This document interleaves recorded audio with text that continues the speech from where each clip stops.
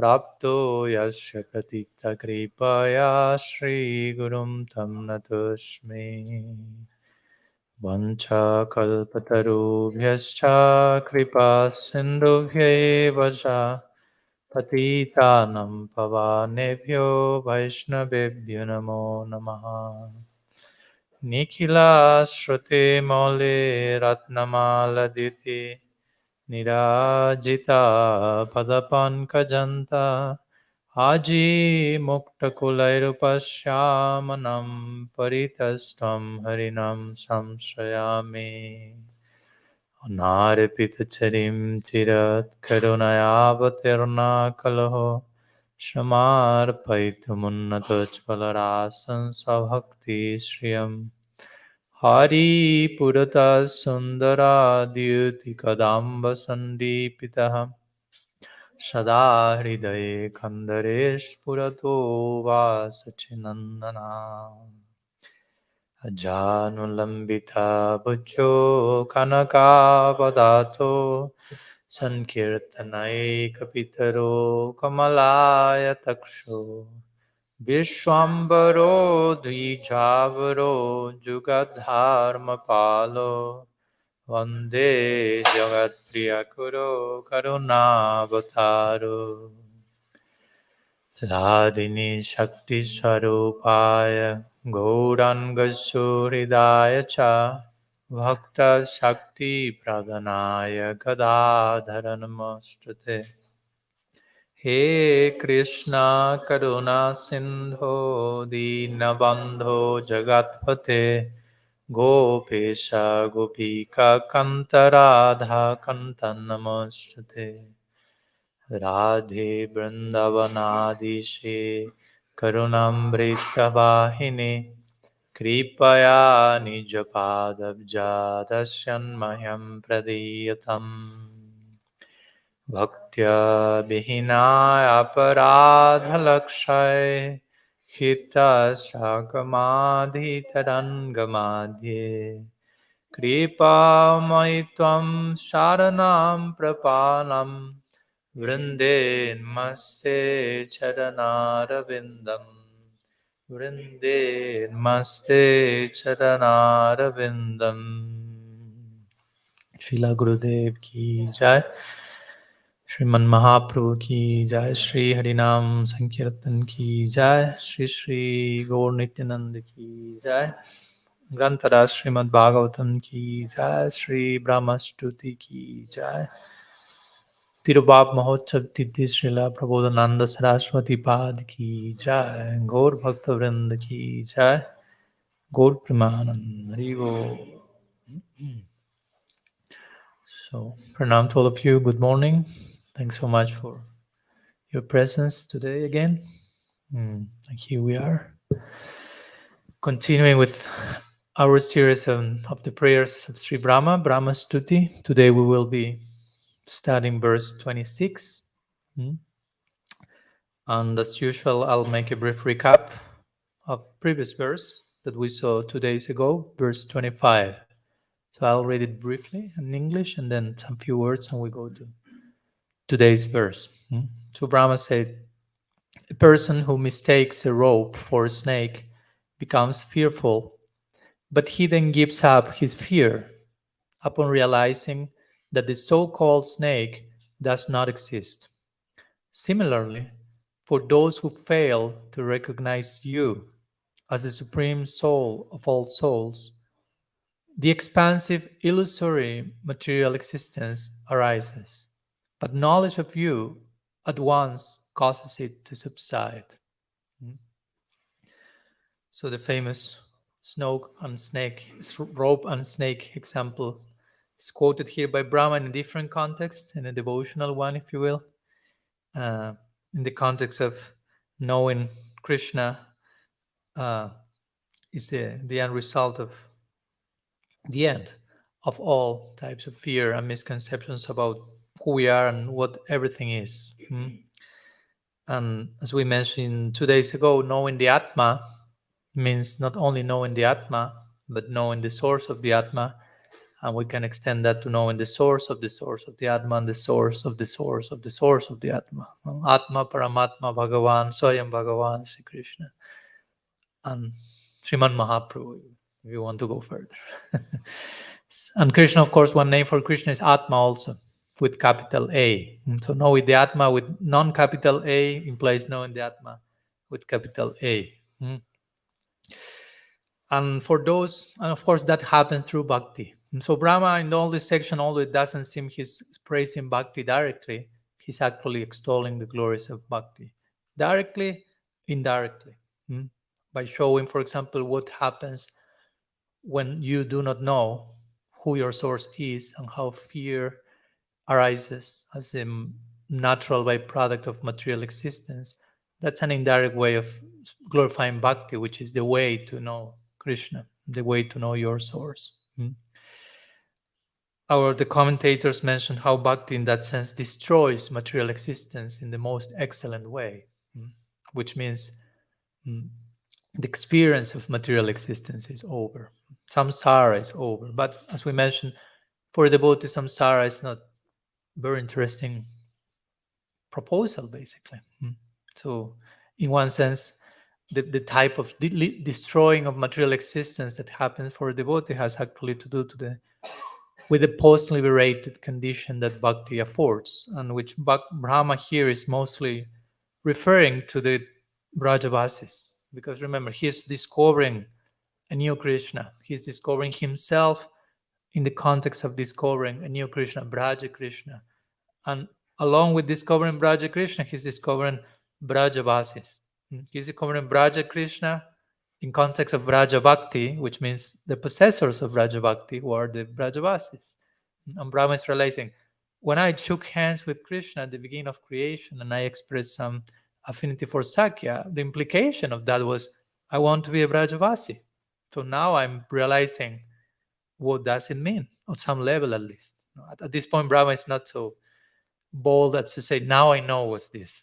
I'm starting to have a glimpse of that. This has no end. So again, in this particular verse, Brahma is showing this, and is showing the Gaudiya, if you will, application of this famous example of the rope and the snake that mostly is given in the circles of Advaita Vedanta, showing how actually Maya Shakti is real, and it's a Shakti of Bhagavan, therefore Bhagavan is real, his Shaktis are real, although the experience that one go through the effect of Maya Shakti, that's what we call technically illusion. So today there will be further elaboration, very interesting one, in the context of what's illusion, what's bondage, and what's liberation, and how from one particular perspective both of them are to be considered illusory. So let's go to today's verse 26, which is in two different meters. First two lines is in Indra Bajra Chanda, and the second two lines are in Vamsa Stabilam Chanda, which is a little bit shorter, as you can maybe already realize. We have here the verse. Thank you so much, Saragrahi, for writing it. And I'll recite the whole verse first, and then we can recite all together. It says, Ajnana samjna bhavabandha moksho dvanam nanyo staritagnya bhavat ajasra chityatmani kevale pare vicharyamane tarano ivahani. Ajnana samjna bhavabandha moksho dvanam nanyo staritagnya bhavat Ajasra chityatmani kevale pare vicharyamane. Okay, so let's go to the translation of the verse, and then to the word by word. So the basic translation says, the conception of material bondage and the conception of liberation are both manifestations of ignorance.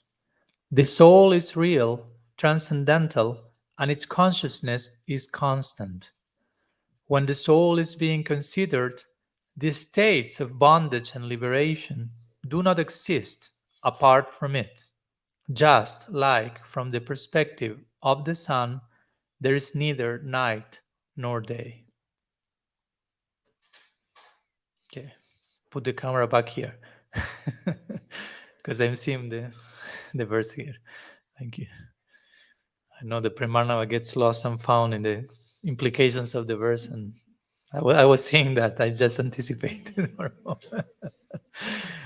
So let's go to the word by word. I can repeat the word and you can repeat after me, Sanskrit and English. Ajnana samgya, whose designations are done out of ignorance. Bhava bandha, bondage to material existence. Moksha, unliberation. Dwo, the two. Nama, indeed. Na anyasta, do not exist separately. Ritagnya bhavat, from the soul which is real and a knower. Ayasra chiti, whose awareness is unimpeded. Atmani, when the soul. Kevale, which is separate from matter. Pari, which is transcendental. Vicharya mani, is being considered. Tarano, within the sun. Eva, just as. Ahani, day and night. Okay, so that's today's verse. And let's begin by reading our Guru Maharaj's elaboration on this, and then we will go to the different old commentators, ancient commentators. So his Bhaktivedanta Bhavanuvat says like this. The terms bondage and liberation refer only to the influence of Maya. For avidya and vidya, or ignorance and knowledge, are her potencies, Maya Shakti's potencies. Thus, just as for the sun there is no night or day, for the Atma there is no bondage and no moksha. Here Brahma minimizes the ideal of moksha by stating that the Atma itself is always transcendental and moksha refers only to the absence of Maya. The absence of Maya is not an eternal ongoing event. It happens in time and as such cannot in and of itself be the eternal goal of life. Nor does Maya have the power to give moksha. She is constituted of the gunas, and her vidya potency within sattva guna cannot give experience of the nirguna realm, whereas nirguna bhakti for Bhagavan removes Maya in the context of giving eternal love. So this is today's verse and today's explanation by Guru Maharaj. There's lots to unpack here. I will have big problems trying to limit this to a single class and finish on time. And it's an interesting approach. So it's an indirect praise of Bhakti again. Brahma is not overtly saying Bhakti ki jai here, but he's saying Bhakti ki jai in between the lines, if you understand the implications of all this. So to begin, as we will see, he will try to make this point that both the concept of bondage and liberation from the perspective of the Atma are not real.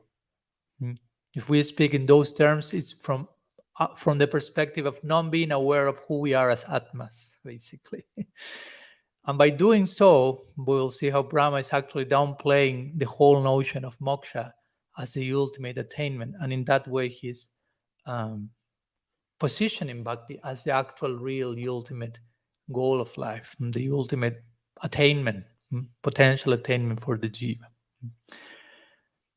So let's go with the different commentators and in the context of sharing them, because mostly all of them will focus on similar points. So we will try to further elaborate. So I'll begin with Sridhar Swami's Pavarta Deepika, his ancient commentary, which was so dear to Mahaprabhu and so dear to the Goswamis as well, and therefore hopefully so dear to us. So Sridhar Swami is basically paraphrasing the verse, paraphrasing what Brahmas just said. And he mentions, in the soul is neither ignorance nor bondage. Bondage, you say? Yeah. The soul is pure and is the form of an unbroken experience. Hence, there is neither knowledge nor liberation, like there is neither night nor day in the sun.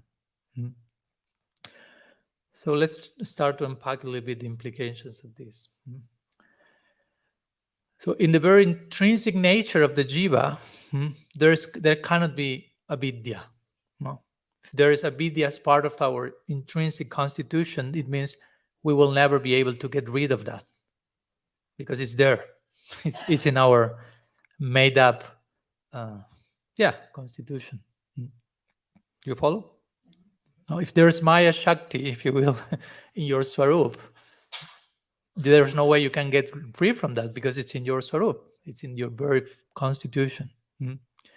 So you will never get rid of that. I don't know how much schools of like Madhva and Ballava, when they present this possibility of jivas that are eternally destined to experience material existence, how much may they present? I don't know. I have not studied that in detail. How much they may present. Those jivas actually have some inherent avidya or whatever, however they may like to put it, and that's why they are eternally condemned. But again, that's not our school of thought, so we are not going in that particular direction now. But what Brahma is saying here is, again, from the perspective of the Atma. So it's important to bear this in mind. There are perspectives and there are ways of speaking about one same thing from different perspectives. So from the perspective of the Atma, what the Atma actually is, you cannot speak that the Atma enters in touch directly with Maya Shakti. It's like oil and water. You cannot mix, they cannot mix. And if you consider mukti as getting rid from bondage, if there is no bondage in the Atma, then you cannot also speak about mukti, because mukti means the retirement of the of bondage in the Atma. So in other words, again, the idea is the Jiva Shakti, the Tasta Shakti is not touching Maya Shakti. The two of them never mix, although we may have the experience of that. We may be totally convinced that that's a fact. But actually what we could say is that the Atma is unaware of its own identity as an Atma. It's distracted from who the Atma is, basically. And how that happens, of course, this happens when the influence of Maya Shakti. As we'll see, the Achintya influence of Maya Shakti. Today we'll press the Achintya button. And that's one of the implications of being Tatastha Shakti ourselves, that we are learned to be influenced by Maya Shakti and lose sight of who we are as Atmas. And for me personally, that's a proof that Bhakti is not inherent, but that's another conversation. Because if that will be present, how could Maya make us distracted of that? Because the solution to that distraction will be Bhakti. But anyhow, ongoing conversation taking place yet. So Bhakti implies something different from these two things, basically. From Maya Shakti and from Jiva Shakti. And of course, by presenting all these topics, Brahma here is laying the tattva or all these Shaktis also. Remember that Brahma-stuti is a presentation, systematical on some level, of the different essence of Gaudiya Siddhanta. And for that, he has to speak about Maya Shakti, Jiva Shakti, and Bhakti, Swarup Shakti. So Bhakti is something different from... There are three different categories of Shakti. These are presented over and over again in Shastra. Jiva Shakti, Maya Shakti, Swarup Shakti. So Bhakti Shakti allows for the ultimate potential of the Jiva, which is in a land beyond, how to say, beyond ignorance for sure, but also beyond mere liberation. Bhakti, as we already spoke, it's not about liberation. It's about the post-liberated status, condition. So that's what ultimately Brahma wants to convey through all these particular verse. Bhakti is even beyond liberation. Let's go to Sanatan Goswami's words.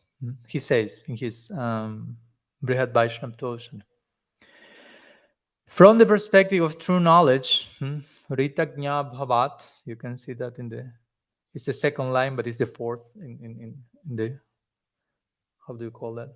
Whiteboard? That's still a whiteboard now. Yeah, okay. Okay. So Ritagnya Bhavat, from the perspective of true knowledge, bondage and liberation do not exist. Bear in mind this example of the sun. If you are in the sun, you cannot speak about day. You cannot speak about night to begin with, but you cannot speak about day either, because we speak about day because sometimes there is something called night, but there's no night. You cannot speak about day either. You follow? There's sun, if you will. So bear in mind this analogy in connection to this idea of, from the perspective of real knowledge, from the perspective of being situated as who you are as an Atma, there's not point to speak about bondage nor liberation. So when Shastra speaks about these two, sometimes, because we hear about this idea of bondage and liberation, but that's from a particular perspective, from the perspective of those who are on this side and who are not aware of who they are and who are distracted of their very selves as Atmas. So Shastra is speaking from that perspective because mostly it's speaking to us, and we need to understand our plight and what's actually taking place. So Sanatana Goswami says, when one reflects on the truth about the soul, which is pure, beyond the world, an eternal awareness, liberation becomes as false as bondage. As bondage is unreal, liberation too is unreal, because liberation is the counterpart of bondage. To follow my point? So the Atma is not bonded? How do you say? Bound. You're right. So the Atma is not bound in its swarup, in its essential identity. We think we are, if you will. But the Atma remains Atma with all its qualities, remains actually untouched by matter. You follow my point? So the idea of bondage is unreal, and the idea of liberation in that sense is unreal because there is no actual bondage. Sanatana Goswami concludes saying, an example is given. And then we go back to the sun. Here comes the sun. Just as on the sun there is no night, there is no day too, because positing that there is a day entails the existence of night, its counterpart.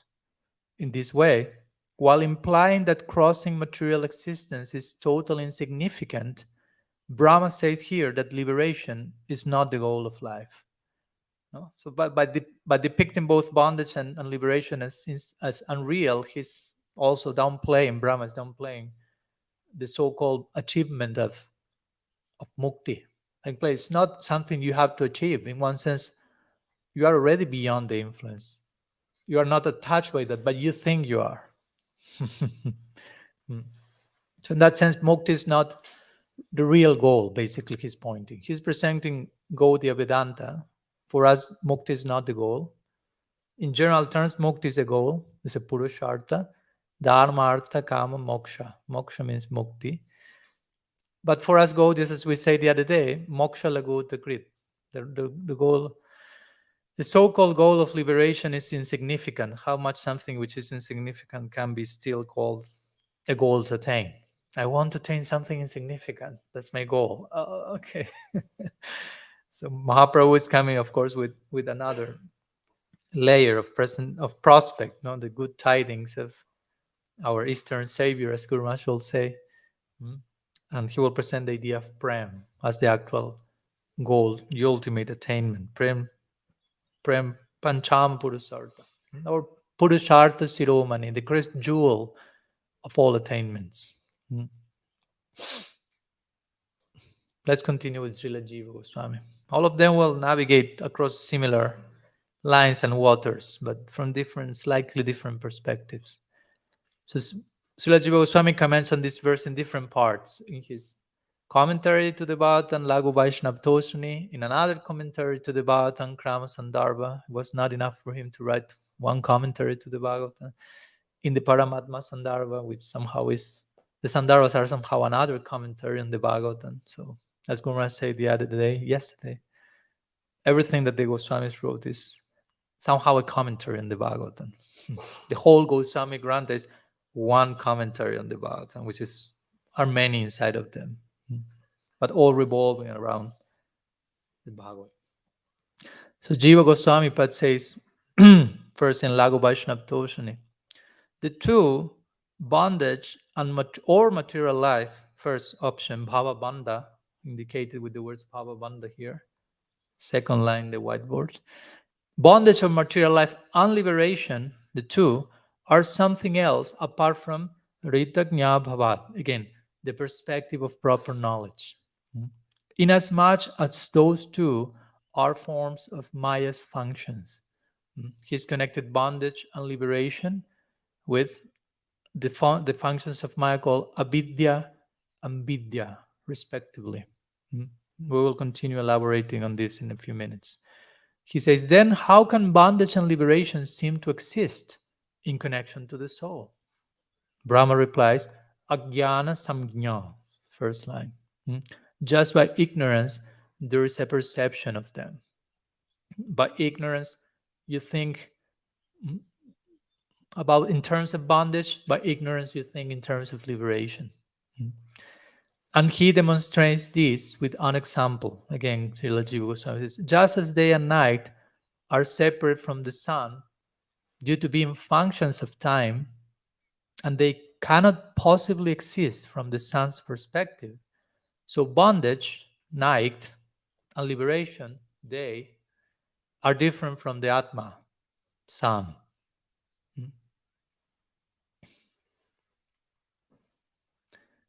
You are too serious today.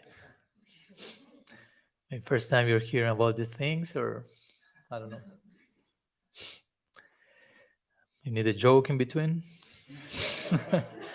I don't know any about in connection to that. Please help me. I did so many jokes last time, so now you're waiting for some dose of Hasya Rasa after 25 minutes of philosophy. Brigupad has one? Oh, okay. Okay. Modern day Advaitins, they really like this idea. And they will say that there's no liberation, there's no bondage. So you just need to understand there's no point of any sadhana, there's no point of anything. You just realize, and then that's fine. That's a good joke. With all respect to Advaita Vedanta, but That was the point. Thanks so much. So we did it. We get to obtain some laughter from the audience. Thanks so much. Oops. Okay, where was this? I did some mess, Pramanava, sorry. Help. No, it's okay. It's okay. Yeah. So let's continue. Srila Jiva Goswami in his Krama Sandarbha, another commentary, he says, the word Atma here, Atmani, refers to the pure Jiva, also mentioned in the previous verse, and not to the Lord. Remember that we say the Atma also refers to Krishna. So Krishna can refer with the name Atma. So someone will say, so this verse applies to Krishna? I say, no. Because one considers the experience of ignorance, bondage, and liberation only in relation to the Jiva. No, Krishna is beyond all these situations of considering yourself bound and speaking in terms of liberation. I mean, Krishna is, if the Atma is the sun, Krishna is the son of the sun, if you will, or something like that. And then Srila Jiva Goswami also mentions in the Paramatma Sandarbha, in Anucheda 54, a serious and interest, he kind of summarizes the main points of this verse, which are: A, Jiva is liberated in its own inherent nature. So the Jiva is mukta in itself. In other words, the Jiva is beyond the gunas in its constitution. You are not made of the gunas. No, your constitution is not sattva, rajas, tamas. So you as an atma are not touched by that. Yeah? Jiva is Satchit Ananda. It's not sattva, rajas, tamas. So in its own inherent nature, Jiva is liberated. In other words, it's untouched by Maya Shakti. There is but an appearance of bondage due to avidya alone. So due to the influence of ignorance, you think you are the body, you identify with something that you are not. That's basically Maya, that which is not, but it seems to be. And see, when knowledge arises, the liberated state is simply brought to light. No. That it's already there, but it's brought to light. So the intended sense is that liberation is a jiva's permanent state. Now that say, we will show how this is not the same thing as speaking about having a bhakti sarup, and they will make that point. One thing is to understand who you are as an atma, and how in your intrinsic constitution there is no Maya Shakti. Another thing is to upgrade your potential as an atma in the context of bhakti. But basically, this is the interesting point, that you as an atma, you are actually liberated, in the sense of you are not in touch with Maya in your intrinsic constitution. But of course, I'm sure most of you will raise your hands, but I really feel like that. So then comes the influence of Maya Shakti and the Tatastha Shakti. So Jiva Goswami concludes saying, and this is, try to follow, I know it may sound a little bit abstract, but please bear with me for a few minutes. We had to have some of these dense and complicated classes once, at least in the whole retreat. So it's part of the tapasya and the price to pay for being here. Bondage is the absence of awareness of the jiva's beginningless, liberated state. Will I repeat? Your faces are begging for that. Bondage is the absence of awareness of the jiva's beginningless, liberated state.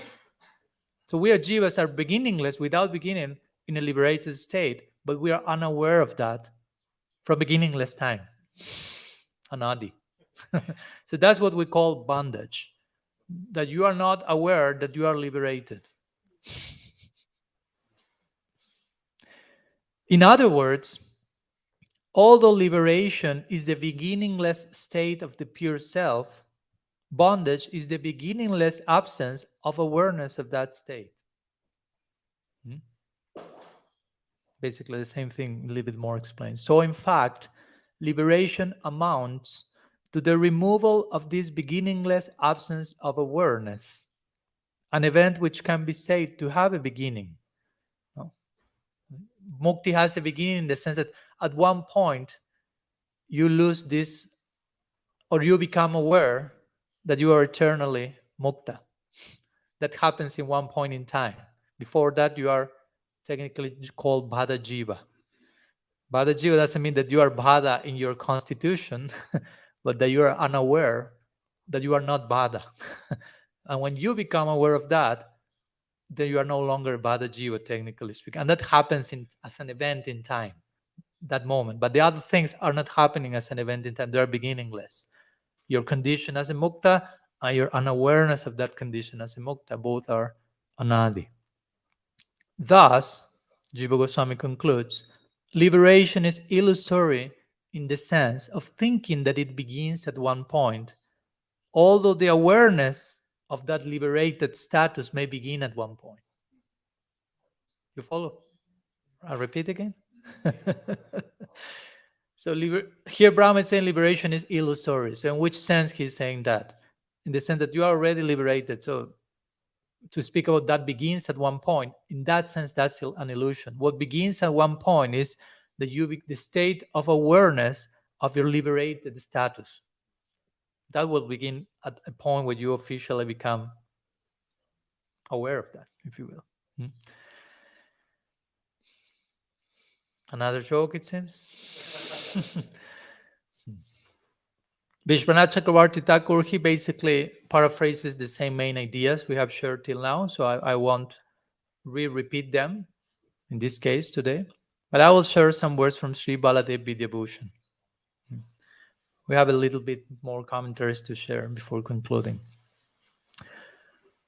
But all of them similar idea. Baladev Vidyabhushan say these two, bondage and liberation, are not two separate things. Again, like two sides of the same coin. Nanya. The word nanya in the third line in the whiteboard.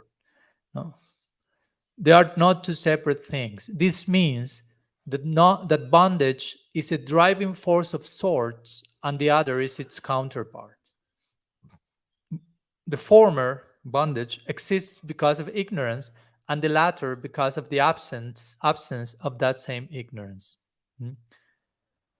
So again, Baladev Vidyabhushan's words are proper because both bondage and liberation, as we mentioned already, are governed by two aspects of Maya Shakti, which are called avidya and vidya. This is mentioned by Krishna to Uddhav in the Uddhav Gita.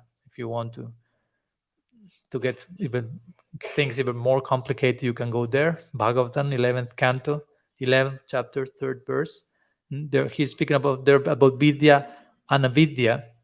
And for example, it is said that knowledge about the soul as one with Brahman, if you will, in one sense, as an arms of Brahman, pertains to Sattvaguna, that Krishna says to Uddhav in the Bhagavatam, Kaivalyam Sattvikam Jnanam. To know about the unity of the Jiva with Brahman, there is place for that perspective, and that's why Brahma Sayuja is eventually possible also. That's of the nature of Sattvaguna, which is again not our goal. But it's part of Sattvaguna. Sattvaguna is part of Maya Shakti, ultimately, interestingly. While in other words, on another side, Sambit Shakti is one of the three aspects of Swarup Shakti, and Sambit Shakti is the knowledge potency involved in Bhakti, which is beyond, of course, Maya Shakti. So here starts to be presented this difference of the ideas. On one side, you have Vidya and Avidya as part of Maya. And then you have another type of Vidya with capital B, like Raja Vidya, which is the knowledge that comes through Sandhini Shakti, or through that aspect of Bhakti that shows who all that we can be in a post-liberated status. So Brahma wants to make that difference here. Let's go to something that Jiva Goswami, let me go back to Jiva Goswami for a minute, because he says something interesting here in connection to Sambit Shakti, Paramatma Sandarbha Anucheda 54. He makes an important comment about Vidya granting liberation. He said, Vidya is a potency of Maya, as we already mentioned. Thus, truly speaking, if something is a potency of Maya, it has no power to give liberation, as sattvic as it may be. No. So Krishna in the Gita is saying, yes, Sattvaguna bestows knowledge, and knowledge of the Atma on some level. But that doesn't mean that Sattvaguna can bestow liberation, because Sattvaguna is still a very refined form of Maya Shakti. So nonetheless, you need the entrance of Bhakti for any positive attainment in transcendence to be attained. So Jiva Goswami says, Vidya as a potency of Maya. Thus, truly speaking, it has no power to grant liberation by itself. But this Vidya, with short, non-capital V, smaller V, is in fact a doorway to a higher Vidya. As we hear always, Sattvagun is like something that will facilitate what's beyond Sattvagun. It's like reaching the airport, but still you have to take the plane, if you will. If you are in the airport, that's great, but don't expect to spend your lifetime in the airport. No, don't bring a tent and try to stay there forever. You will be kicked out after a few days. Guru Maharaj was very expert in not being kicked out from airports, but that's under the influence of Swarup Shakti. That's even beyond sadhu. That's another story altogether. And they want to trap him and kick him out, but they were not able. he shared some very nice story the other day about that. So vidya is a potency of Maya, but this vidya is a doorway to the other vidya, to the Raja vidya, to the Sandhini Shakti of Bhakti. And he says this higher vidya, this higher knowledge, is a specific part of intrinsic potency that is actually instrumental in revealing the liberated state. And that we call Sambit Shakti. So both have the same name, Vidya. We have Vidya Shakti here, Vidya Shakti there, but one is a potency of Maya Shakti, one is a potency of Swarup Shakti, of Bhakti. So the conclusion, of course, is liberation of any kind, even Sayuja Mukti or all the other devotional forms of Mukti, are not possible without the help of the intrinsic potency of Bhakti Shakti. And that's what Krishna says in the Gita over and over again. Daivi yesya gunamayi mamamaya duratya mameva prapadanti mayamitam taramti. You cannot transcend Maya unless you engage in Bhakti, basically, and you surrender to me. Bhagavatam says something similar. Nice karmina apyachyuta bhava varjita. Many verses saying basically the same thing. So you ultimately, again, this verse is pointing towards the need for bhakti. Even if you want to attain liberation, what to speak if you are someone like Brahma who aspires for post-liberation. Let's share some words with Srila Bhakti Siddhanta Saraswati Thakur, also interesting in this connection. He says something in connection to what you already mentioned. Just as from the sun's perspective, night and day do not exist. Oh, let's go back to the sun again. These two, bondage and liberation, do not have a basis in Atma Tattva, in the reality of the soul, whose Swarup or nature, the word Swarup can mean many things. Here, speaking about the nature of the soul, is an unbroken experience, devoid of a connection with Maya. So that's an interesting way of putting that. The experience of the Atma is an unbroken experience of being who it is. And is devoid of a connection with Maya. There is not actual bond. There is not mixing between the two. Remember, oil and water. They may be in the same container, but they are not mixing.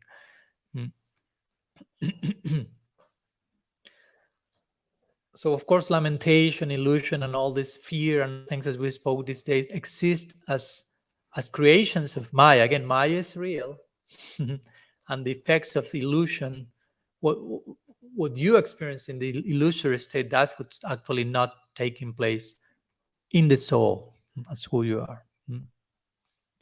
So our identification, sometimes the example given Prabhupada may have used sometimes the example of a dream.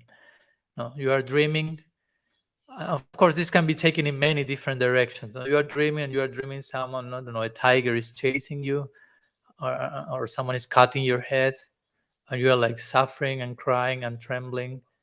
But actually your head is in place and you are safe at home sleeping, but you are going through a whole movie, basically. Identify with that. Although who you are remains there safe, but you somehow got extremely absorbed and obsessed in one particular direction. Of course, I've seen devotees that using this idea of the dream, they say, okay, so therefore we actually are in Golok Vrindavan, but we are dreaming something else now here. But actually, we are there. One of the different varieties of we fell from Vaikuntha or something. But here again, when our acharyas are speaking about what the Atma is, not connected with Maya and therefore not in need of being liberated from Maya, are not speaking about you have a Gopi Swarup, a Gopa Swarup.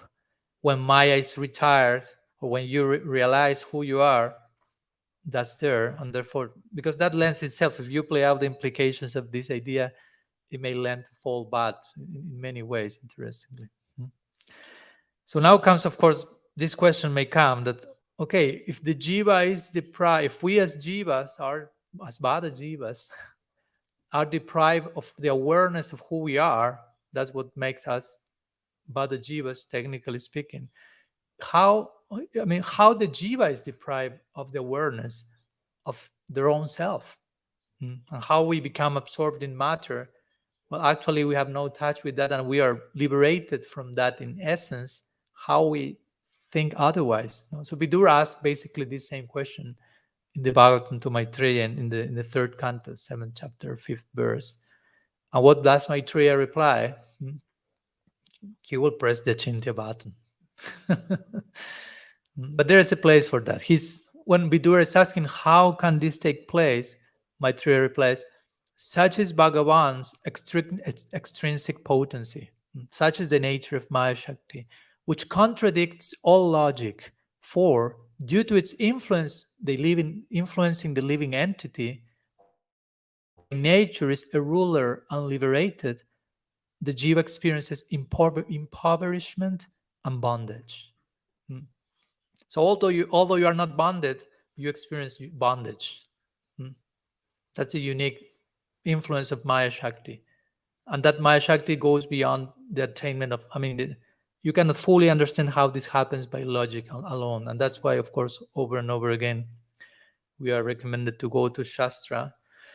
And through Shastra, we will get a glimpse of those things that otherwise remain Achintya, technically speaking. Achintya, Jiva Goswami says, Achintya is not something that you will never understand, but that you cannot understand unless and until you turn to revelation.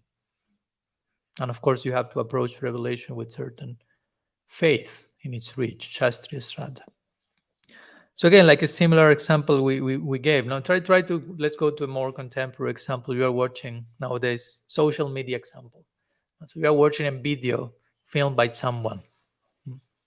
I think almost every one of us do that many times per day. Okay, hopefully not that many times, but devotional ones. Devotional. Why you thought otherwise? Anyhow, so you are watching a video which is filmed by someone, but not a devotional one. A video of a car accident, because it has to have some application with the idea I want to convey. So the video is real. It's filmed by a real person, and the event is real, if you will, all the things. So when someone is watching the video, you may experience fear by watching the video. Although you are seated in this Sayuja asanas, totally comfortable at home. And the event is already passed, because someone recorded and put that, it's already gone. The event is not taking place live, unless someone is doing live streaming of such a thing. But let's say the event is it's already passed, and it's not happening to the person watching the video. Again, just like when but you feel that, you feel the fear. We can go back to the example, just when you mistake a rope for a snake. Fear is there. Light comes. Oh, there was no need of fear. It was not a snake. There was a rope. So it is in this sense that the misidentification is false. This sense of bondage is false, and therefore the sense of liberation from a false bondage, if you will, is also considered false. And that's, in other words, nothing of those things are happening to the pure Jiva, actually. But nonetheless, we perceive fear, we perceive all this array and parade of emotions and so on, in connection mostly to the body and mind, but not, the Jiva is not being affected by them. So let's conclude this topic by just wrapping up a little bit the ideas presented today. And hopefully we won't conclude as the Dvaitavadis conclude. So there's no need for sadhana. So we need sadhana to realize not only, again, my point is, we need sadhana not only to become aware that we are actually not conditioned in our nature, but to upgrade the reach of our tatastha nature under the shelter of Bhakti Shakti, which is another step in this equation. So in conclusion, within the intrinsic constitution of the living entity, there is no material darkness. And therefore, also there is no experience of liberation from such darkness, because there is not such darkness. So you can be liberated from someone that is not there. Follow again? No, there is no need for day in the sun, but because there is no night So material bondage, the notion of material bondage is an illusion. Because technically speaking, we as Atmas have no actual relationship with the material world. Again, matter and spirit do not touch each other, although it feels like. And we try so much. We are trying to almost to merge there, but it's not happening. But because of false ego, for sure, we are identified with matter to the point of thinking there's nothing apart from matter. We can go to that extreme. Now here we have the other extreme. You never touch it, actually. And the other extreme is, that's the only thing that is. That's the only thing that I am. So therefore, so-called liberation, Brahma is implying here, is basically the giving up of an illusion. And of an illusion that I think I am this and I am liberated. But actually, what we speak about liberation is not an actual release from an actual intrinsic bondage. Because there is no intrinsic bondage in the Atma's constitution. And in that sense, to speak about liberation is like illusory as well. And again, all this Brahma is actually mentioning, if you put it in the bigger concept of Bhakti, all these points Brahma is making to show liberation or this idea of liberation is insignificant, because even you reach there, still Bhakti is something else. Bhakti is something else. Try to bear that in mind. Or even if someone may say, well, Maharaj, but for me, material suffering seems so real that I choose to think of that in terms of not as an illusion, but material illusion is real for me. And therefore, for me, liberation is a meaningful release from suffering. So do not come with this idea that this is, I'm not coming with the idea myself, but with this idea that this is all liberation from suffering is also illusion. But even Brahma says, even if you want to take mukti as real, that's still insignificant in comparison to bhakti. And that's the factual spiritual life that the Bhagavatam wants to give us. As Srila Srimaras will say, how do you say? Positive and progressive immortality. We are not interested just in mere stopping the suffering, mukti, release, whatever you may like to call it, becoming aware of who you actually are, devoid of the influence of Maya Shakti. We are interested in positive side to immortality, not just mere immortality. For some people, immortality is like, wow, that's a lot. We want positive and dynamic immortality in bhakti. He will quote the Vedas, Shrimbantu Vishve Amritasya Putra. Oh, universe, here, you are all sons of nectar. No? That's yours. Your soil, you belong there ultimately.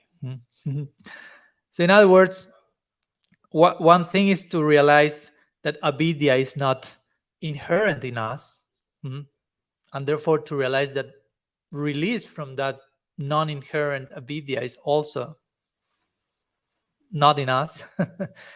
And another thing is, again, beyond realizing who we are as Atmas,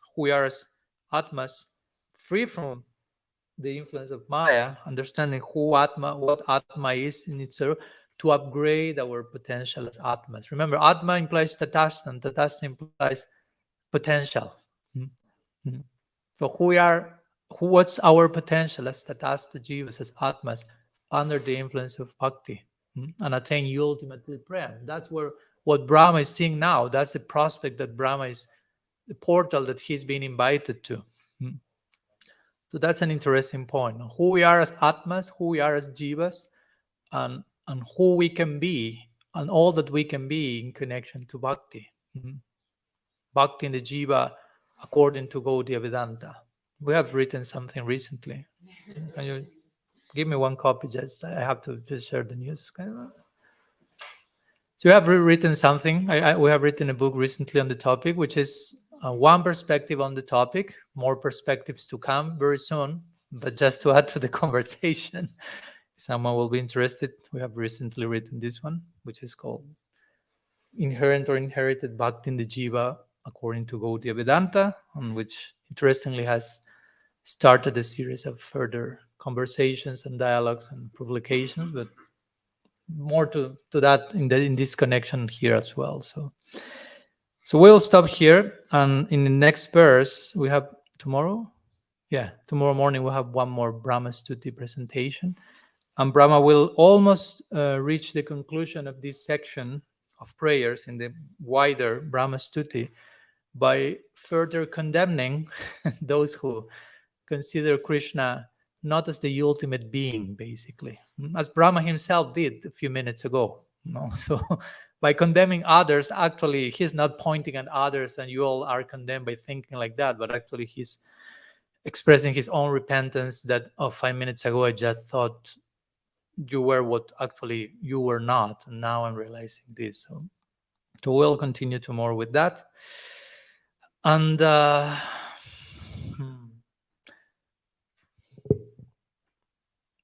today I will skip questions because we have a meeting with Guru Maharaj in a few minutes and I'm requested to be there. So with your permission, we'll see if you have some question. We'll tomorrow have a meeting so we can save them for there tomorrow. And we put our discussion to rest here. Srila Gurudev ki jai, Sriman Mahaprabhu ki jai, Sri Hari Nam Sankirtan ki jai, Sri Sri Gaur Nityananda ki jai, Grantara Srimad Bhagavatam ki jai, Sri Brahma-stuti ki jai, Tirubhav Mahotsav Titi Srila Prabodhananda Saraswati Pad ki jai, Gaur Bhakta Vrinda ki jai, Gaur Premanand Hari Gaur. पंचकल्पतरुभ्यश्च कृपा सिन्धुभ्य एव च पतितानं पवनेभ्यो वैष्णवेभ्यो नमो नमः। अनंत कोटि वैष्णव वृंद की जय। गौर हरि बोल।